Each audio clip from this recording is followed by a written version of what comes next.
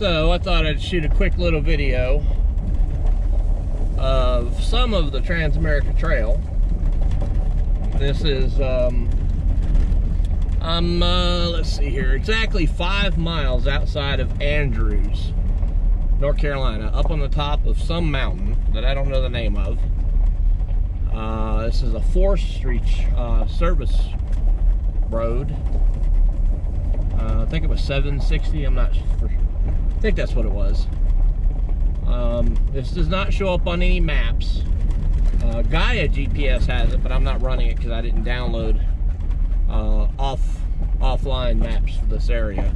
I'm just doing a little test run to see how well truck and equipment and everything handle the trail. But so yeah, this is pretty much how most of the trail is. Just little dirt back roads like this, at least from my understanding. I've driven the whole trail, but a lot of it is like this. Some of it's backcountry roads, but a lot of it is like this. You're going slow. I'm doing less than 10 miles an hour. According to the truck's computer, I'm averaging about 10.8 miles to the gallon. So yeah, this is pretty much it. It's nice and peaceful. I've seen let's see, I've actually the trail probably only 3 miles of the actual this road. 2 miles was getting to this road, but in the 3 miles I've seen a bear off in the distance, that is, a couple of deer, and you know, all kinds of other little critters. No snakes yet, no mountain lions or cougars or panthers or tigers or lions or zebras, giraffes, none of that here. But I've not run into anybody, not literally, but I mean, you know, not seen anybody else on the trail. Now, for those of us that are actually driving the TAT, that downloaded the maps from Sam, or using the roll charts, or whatever method that you prefer, I've just downloaded or got the GPS files. The TAT is one way. Now, that is for those of us that are driving it as the Transamerica Trail.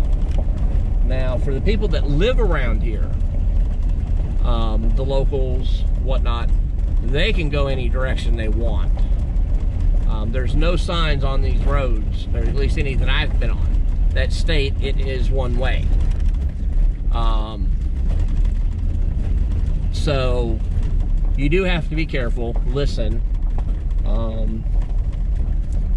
That's why I'm glad my truck doesn't have a modified exhaust, so it's pretty quiet unless I'm straining up a hill or something. I can hear if somebody else is coming, because the majority of the TAT riders, my understanding, are motorcyclists, and even non-modified motorcycles tend to be louder than cars, trucks, whatever. So you should be able to hear them coming if they're catching up to you if you're going slow. Oh, a few little bumps through here. And it's also worth noting, I have not had to use my four-wheel drive. There's not been anything on this trail yet, mind you, yet, that I've needed four-wheel drive for. There was one spot back in Macon County, close to where I live, on the Tellico Gap. There's one little spot where I did spin a little bit, and I thought I might have to throw in the four-wheel drive, but I didn't need to. It gripped because I do have some weight in the back, and tires I got on here are pretty new, so I didn't have any problems, and got right on of it. But for the most part, everybody's been telling me that pretty much a stock Subaru will be able to handle about 95% of the TAT. They said there are a couple of spots where you're given a choice, you know, like left or right. Left is like, you know, don't go this way unless you're a motorcycle or got, you know, high clearance or something. And I think there's only, at least as I've been converting the map files into an actual navigatable route on Gaia GPS, I've only seen 2 of those spots so far that Sam has done.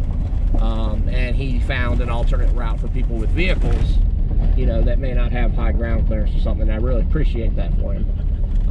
My truck does have a 2-inch lift, but it's more of, I think it's more of a leveling lift as opposed to like a ground clearance lift.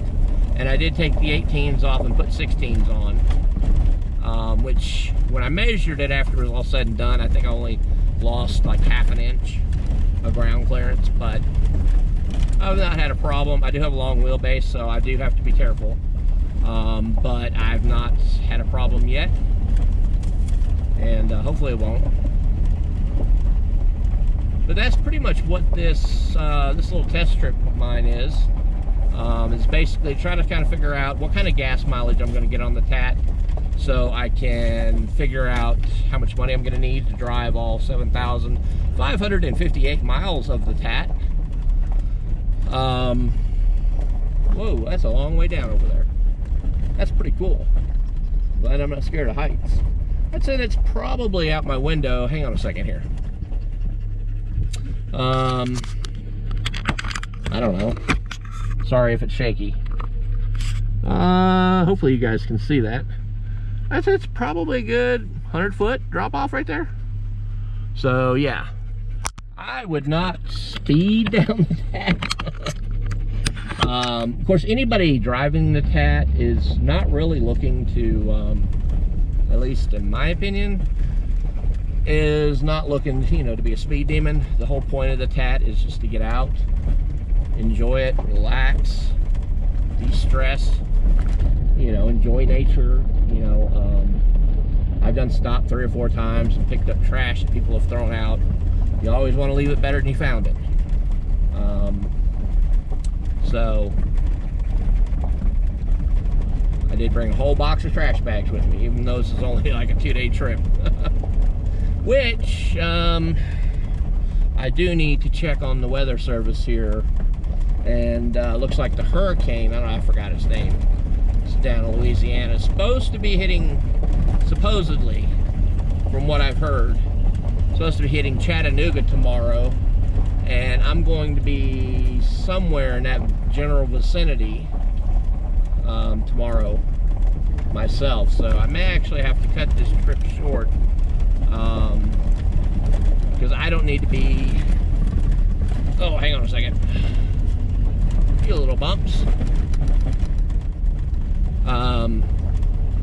Yeah, I don't need to be up on one of these mountain ridges and in the middle of a hurricane. I mean, I've got enough food, water, Lucy has enough food and water. You know, we could probably survive 4 or 5 days up here, no problem whatsoever. But I just rather not get stuck up here.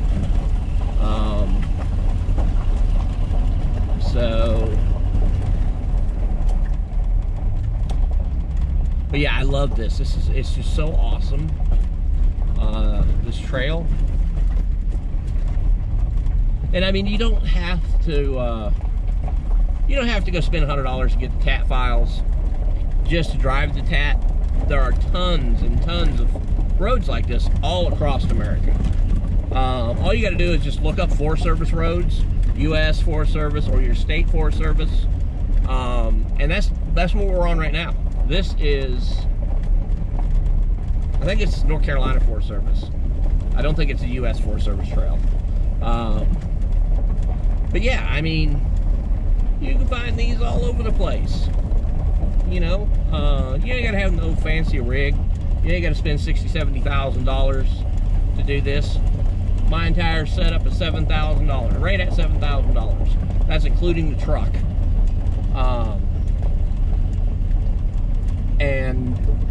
shut up here in a second. You can hear she doesn't strain.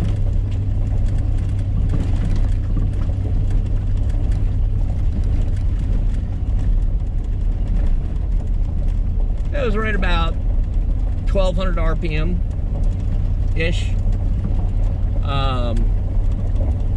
Yeah, I'm running right at 1300 load. I forgot how what unit of measurement that is. And if you wondered how I knew what the load was, I have a ODB2 plug-in module that connects my tablet to the ECU of the truck, and I get real-time data on my tablet. So I choose what to have up there out of whatever the ECU outputs. And I do have an older truck, so I don't get a lot of the stuff that newer vehicles get. But one of the things I chose to put up there is load. So that's how come I knew it. But I forgot the unit of measurement for load. But yeah, I mean, she's handling just fine. I mean, we're running 192 degrees on the coolant, and we've been up in these mountains all day. It's like 90 degrees outside with I think it's 60% humidity today. Of course, it's not as bad up here. Not quite that hot up here in the mountains because we're higher elevation. We're actually right at 3,000 feet elevation. 2,977 according to the GPS, which, you know, give or take, I don't know what, 10, 15 feet, something like that. So, yeah, I mean, it's pretty cool. Both cool as in like awesome and cool as in temperature. It's not too bad. I mean, I'm wearing a knit polo shirt and long pants, and I took my hat off. Lucy isn't panting as much as she was earlier, so we're doing pretty good. I don't actually have a way to measure the outside temperature. I probably need to get something.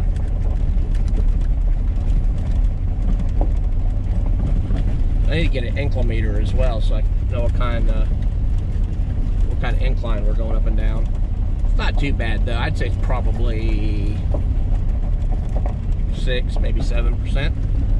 So some places it gets a little bit more, some a little bit less, but we've been steady on the end. We've been steady climbing pretty much since we got on this road. It's not too bad. But yeah, it's pretty nice. I highly recommend, you know, anybody get out and do this. I mean, even if you just come out for a day drive and don't camp, get out, explore, have fun, relax. Take your doggo with you. Take your kids, best friend, husband, wife, chill, you know, whatever. Go by yourself. It doesn't matter. Just go prepared, and you don't have to go all out. You know, just the essentials. You know, make sure you got extra water. You know, some snacks or rations, something. You know, in case you break down or stuck out here for hours or something. You know, I have a CB on the truck. I don't know how well it works. I've not tried to reach anybody on it. I mean, I have talked to people, truckers on the highway and stuff, so I know it works. But I've not tried up here in the mountains to get a hold of anybody.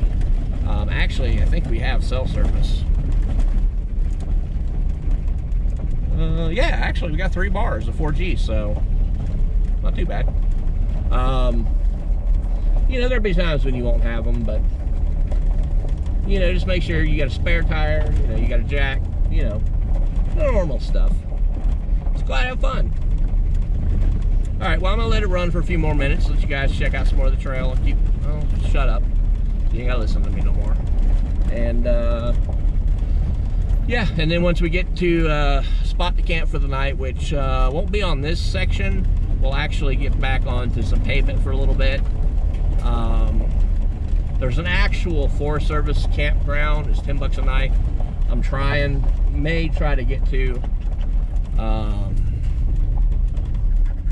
but if not, we'll we'll find some spot somewhere on the trail. It's only 5 o'clock right now, so we got like, what, 3 more hours for the sunset, so. What the hell was that? But, so yeah. All right, I'm gonna shut up now. Enjoy the scenery for a few more minutes, and then I'll turn it off, and we'll talk to you guys later.